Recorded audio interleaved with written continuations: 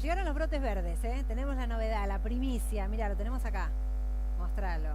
Claro, porque hoy fue el feriazo. Los productores nos vinieron a visitar al canal más temprano y Miguel Ángel Bogiano y Andrés Aciaín, que son dos economistas, están con nosotros. ¿A esto se referían cuando hablaban de los brotes verdes?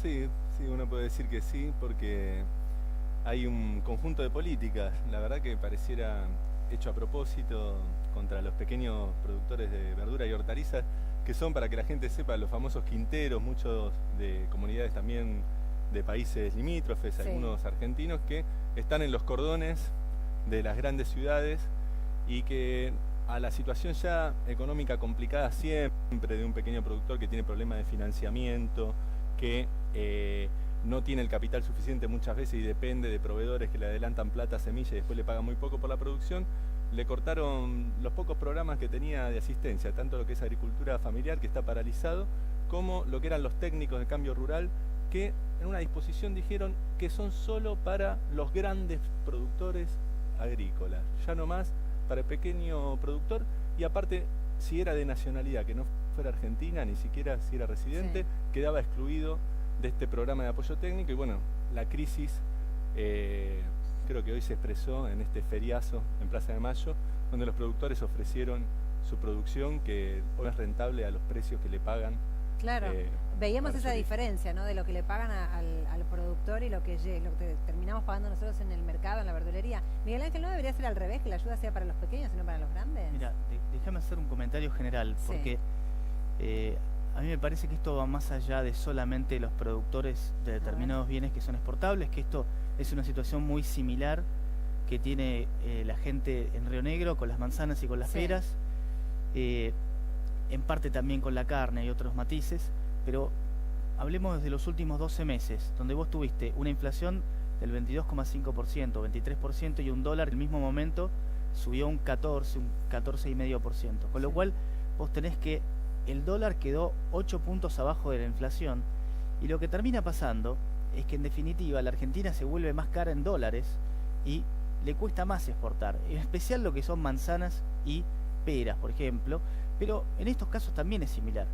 Y respondiendo a tu pregunta, lo que pasa es que la diferencia entre lo que es el productor y lo que termina saliendo en el supermercado, vos tenés toda una serie de intermediarios que son los mismos que están hace muchísimo tiempo, y que te voy a desnombrar dos. Hay dos grandes intermediarios que del 100% de lo que vale un bien, te estoy hablando en promedio, se lleva el 30% el Estado en diferentes impuestos y contribuciones, y se lleva el otro 30% la logística. Así que cuando vemos esa gran diferencia, el problema está ahí. Por eso cuando se ataca simplemente a los supermercados, hay que ver bien cuáles son los números. Toda esa cadena. Es toda la cadena. A ver, Andrés.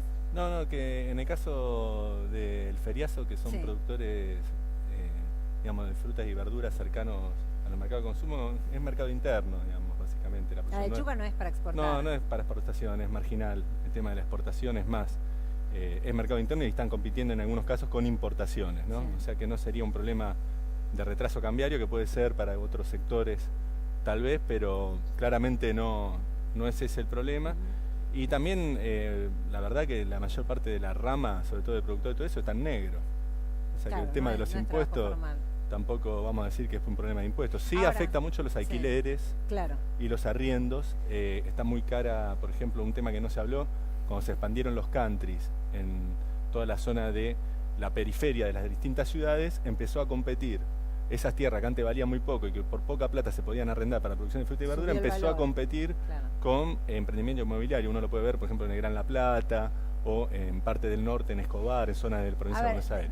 Para los dos están hablando de que no es un caso aislado lo que pasó hoy, ¿no? El feriazo en Plaza de Mayo. Vamos a repasar gráficamente algunos de los tantos sectores en crisis que se vivieron y que tuvieron como epicentro la Plaza de Mayo, porque Argentina en estas economías regionales tuvo la crisis de lechera, ¿no?, que cerraba un tambo cada 20 horas en el último año y medio más o menos. Esa es lo que se venía diciendo. Incluso primero la tiraban la leche como reclamo y después dijeron, bueno, no la vamos a tirar, la vamos a regalar. ¿Por qué se da en el caso de los tambos? Bueno, mirá, en el caso de la leche hay que aclarar que todos los mercados no son similares, pero Exacto. el precio de la leche internacional viene marcado por lo que se llama la empresa Fonterra, que es de Nueva Zelanda, Sí. y lo que te viene pasando en los últimos años es que el precio internacional de la leche ha caído. Es cierto que Argentina tiene una parte importante que es consumo interno, pero el precio también viene marcado por lo que es el consumo externo, por lo que es un precio internacional de la leche. Tenés también con la leche un problema que viene arrastrado de años. Tuviste también unos episodios desgraciados de inundaciones que ahora tendrías que tener Sí. efectivamente obras de infraestructura, pero lo que pasa es que es Pero de recurrente. golpe la leche se disparó y llegó a pagar Pero 25 en 25 parte, pesos el en litro. parte también, porque vos tuviste durante el gobierno anterior Sí. que en la época que tenías las vacas gordas de leche, o sea, buen precio de la leche, tenías también cuotas para exportar, o más bien retenciones a la leche, que no le permitieron ahora también funcionar más o menos bien en los momentos con malos O precios. sea, ¿es culpa del gobierno anterior, Andrés? No, mira, la crisis lechera venía arrastrando un problema al sector, pero creo que el detonante fue la eliminación de las retenciones al maíz. Ajá. El maíz es un insumo clave, tanto en lo que es industria del cerdo, la industria láctea, la industria de los pollos, es uno de los insumos más importantes. La baja de las retenciones implica automáticamente un aumento del 30% del precio del maíz en el mercado local, Pero El quitar otro- las retenciones no era para beneficio del campo. de los vendedores de granos de maíz, de commodity de exportación. O sea, acá el campo es muy Es diverso. muy grande, claro. Hablar del Este, campo en este general. gobierno favoreció a los Sí. grandes productores de commodities pampeanos para la exportación. Soja, maíz, algo de carne, depende el tipo de carne producida, y trigo. Pero a los productores, a los que agregan valor sobre la materia prima, los afectó. ¿Por qué? Porque le encareció la materia prima. Por ejemplo, el maíz, junto al aumento de los combustibles, que también fue el tema del gasoil muy importante, y el otro es que toda la industria láctea es intensiva en refrigeración. Entonces los tarifazos energéticos también encarecieron mucho Claro, toda la un cadena de combito. distribución y comercialización. A ver, el sector lechero ya lo vimos. Ahora, después se vino otra protesta, ¿eh? Hablemos ahora de frutas y nos vamos al sur porque el frutazo llegó y nos decía, manzanas y bananas, por ejemplo, al productor le pagan en promedio 3 pesos y yo lo termino pagando a 50 en el mercado. Bueno, esto es lo que yo te comentaba recién, que tiene que ver con precios internacionales, tiene que ver con costo de logística. Déjame hacer un comentario de lo que decía Andrés Sí. recién, respecto de que el gobierno favoreció al sector de los grandes productores de granos. Yo creo que en realidad lo que hizo fue sacarle la mano que le habían metido en el bolsillo con estos impuestos extraordinarios que eran las retenciones, y fíjate también que es el sector que más reacciona y el sector que más crecimiento está teniendo, y que también termina impactando en otros sectores de la economía. ¿Cómo cuál? Bueno, sectores del transporte, sectores de diferentes cosas que terminan estando relacionados con todo lo que son la materia que después usa el campo, por ejemplo, importación de maquinaria agrícola o con producción local.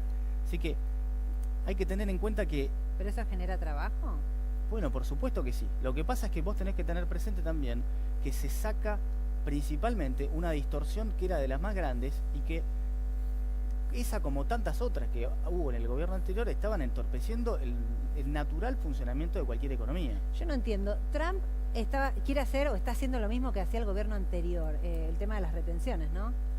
Sí, ¿Con qué? hay En Estados aranceles, Unidos ¿no? los aranceles se a la aplican. protección. Claro, Es muy general esa afirmación. El caso- no es pero tan bueno, así. le están diciendo a Trump que es casi socialista, ¿no? No, Proteccionista no. y De hecho, Trump- nacionalista. De hecho, Trump está haciendo la reforma impositiva Sí. más grande de los últimos años de Estados Unidos. De hecho, a mi juicio, los medios locales atraparon con poca relevancia la trascendencia de la noticia de Estados Unidos, que al bajar tanto los impuestos a las empresas americanas y proponerles tantas ventajas para que repatrien sus dólares que están afuera, muy probablemente generen un gran aluvión de dólares hacia Estados Unidos, que está fuera del mundo, y puede hacer que se encarezca el financiamiento para el resto del mundo. O sea, Y eso nos va a habría que impactar hacer a eso Argentina. acá. ¿Hacer qué cosa? También una reforma impositiva. Sí, lo que pasa es que Estados Unidos también lo está haciendo de una manera que va a correr un déficit porque tiene otra espalda para poder hacerlo. También va a tener que llegar a una aprobación, pero la reforma impositiva que está planteando Argentina, por ahora, me parece que va a tener muy poca trascendencia, porque en principio sería nada más que un reordenamiento de impuestos, porque hasta tanto vos no puedas bajar el gasto, Claro. No vas a poder bajar impuestos, salvo que quieras ampliar el déficit, que ya está en unos niveles ya está altísimo. importantes. A ver, otro sector, a ver si también tiene que ver con los commodities, con el precio internacional. Dejemos la fruta y hablemos de algo netamente de nuestra región, el yerbatazo. Exigían cumplir algo que ya estaba establecido como un piso de cerca de 4 pesos por hoja verde y 19 por kilo, cuando en realidad el precio también de venta al público es mucho más alto. Dicen que ni siquiera les llegaban a cubrir ese mínimo ya acordado. ¿Por qué? Porque mira, hay en todas las cadenas, por eso cuando él habla del libre mercado. Sí. El libre mercado, cuando vos tenés la cadena de la producción, es dejar al pequeño productor en manos del grande, que lo aprieta y le da 2 mangos por la producción y después la revende con un sobreprecio. En el caso de la yerba mate, los tareferos, digamos, son el eslabón pequeño, diseminado, de muy pocas hectáreas, están sobre todo pequeños productores en Misiones, y tenés las estancias, que son las grandes, claro, que le compran la producción por muy poco. Es más, a veces el mercado es una ficción, porque le adelantan la plata, le dan la semilla y después recogen la producción, o sea que es una especie de terciarización, digamos, indirecta. Y después, digamos, está la molienda y la venta con todo el costo de transporte y comercio, que ahí también encarece muchísimo. A mí me preguntás, ¿el libre mercado qué genera? Una crisis permanente de los productores, que están realmente siempre a un nivel de subsistencia, y a veces por debajo. Entonces, ahí uno no puede decir el libre mercado. Las políticas que se aplican siempre es subirle el precio mínimamente, centavos al tarefero. A veces se lo pagan, a veces es un verso del Instituto de la Yerba Mate de Misiones que dice eso para justificar después un aumento más grande de la estancia, claro, para el precio del consumidor, o sea que ni siquiera se lo pagan. Y lo que no hay es una organización fuerte de parte de los tareferos y una participación relevante en esos institutos, para poner mecanismos de redistribución. Sí, pero Miguel Ángel, las economías regionales hoy, a grandes rasgos sabemos que tienen características diferentes, cada una es específica, pero una apuesta fuerte del Ejecutivo siempre fue, vamos a repotenciar las economías regionales. ¿Están mejor o peor que hace 2 años? Me parece que cambia según el producto que vendan. Me parece que están afectadas por el tipo de cambio de todas maneras. Y déjame hacer un comentario, porque yo no quiero interrumpir. No, dale, pero quiero escuchar diferentes posturas sobre el mismo tema. Él habla de que suena muy bien siempre esto de que el más grande aprieta al más chico, y en muchos casos sucede, pero fíjate cómo es el mercado de la leche. El mercado de la leche es súper atomizado, tenés un montón de tambos chicos, sí, y tenés lo que llaman las usinas lácteas. Entre otras están Sancor y la Serenísima. Sí. Las dos están fundidas. Así que... Pero muchos tambos cerraron, ya ni siquiera están en crisis. Bueno, está bien, ¿no? Pero vamos a asumir por un segundo que el más grande aprieta al más chico. Si así fuera, a Sancor y a la Serenísima le tendría que estar yendo bárbaro, y están casi fundidas las dos. ¿Y por qué no? Entonces, lo que te quiero decir es que es mucho más allá que esa simplificación de decir que el más grande aprieta al más chico. En el caso de la leche tenés un manifiesto problema logístico que aumenta los costos de muchísimas cosas. Yo insisto, la logística tiene que ver con el 30% del precio de cada producto.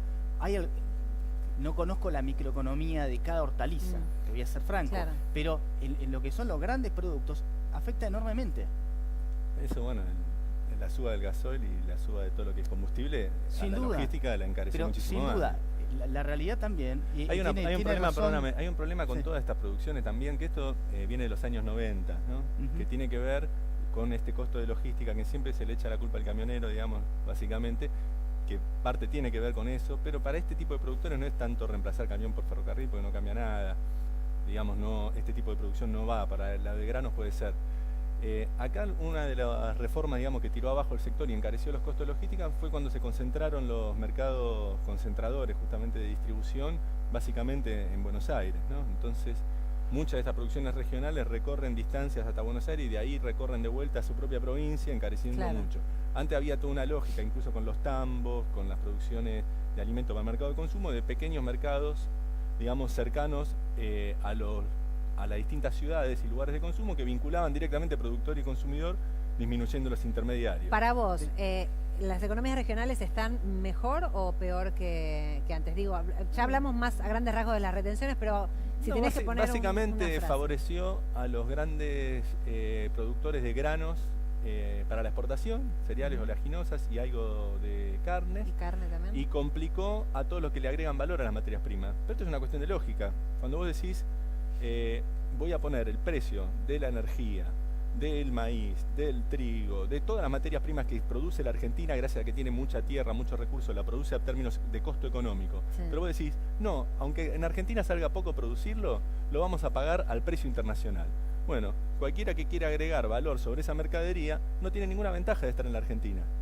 Porque Claro. paga la materia prima lo mismo que si viviera en el exterior y lo tiene que importar. Es extranjero su propia patria. Creo que lo que dice Andrés tiene sentido dentro de la lógica en la cual vos antes tenías un montón de precios intervenidos y tenías que atarlos cada uno con alambres.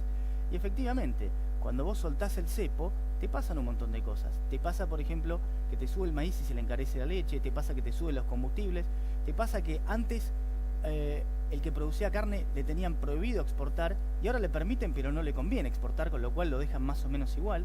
Pero eso es lo que también sucede cuando tenés que normalizar y tener una devaluación tan grande como fue la del 2015, que termina teniendo muchos impactos que, además de eso, cuando vos tenés un programa antiinflacionario que se financia con deuda externa, insisto, te propone un tipo de cambio atrasado, con lo cual yo te digo, esta situación que vos ves en las provincias probablemente no cambie ni el año que viene ni el otro, porque es la misma lógica que se va a suceder, salvo que vos tengas algún cambio especial en alguna de las cosas, ahora, en algún producto, algún precio internacional. Por sí o por no, porque se nos acabó el tiempo. Sí. ¿Insistís, Miguel Ángel, con el atraso de tipo cambiario? O sea que hay que devaluar antes o después de las elecciones. No, esto no tiene que ver con que haya que devaluar ni... O hay una necesidad. Imagínate que las cosas no es tan fácil de solucionarlas con una devaluación. Simplemente hay acá un atraso cambiario estructural que va a persistir porque Argentina tiene déficit fiscal que lo está financiando con dólares que no llega a absorber por completo el mercado local, con lo cual vos vas a tener estructuralmente una situación que no va a favorecer al exportador y que va... Pero va a permanecer como está ahora el dólar, digo, no va a haber disparadas. No creo que tenga disparadas y aparte Argentina se sigue encareciendo en dólares. ¿Andrés? Y mira, están tomando deuda a lo loco, o sea que mientras le presten van a poder controlar el dólar. Yo creo que no han solucionado, digamos, ninguno de los desequilibrios que tenía la economía. Han hecho políticas que justamente con el discurso del mercado empeoraron la situación de la gente y los problemas que había no se solucionaron, sino que los están tapando con endeudamiento externo. Es el único programa, deuda, deuda, deuda. Bueno, gracias a los dos y esperemos, todos queremos lo mismo, que nos vaya bien a todos, ¿no? Gracias Miguel Ángel Boggiani y Andrés Aseaín, a los economistas en piso. Ahora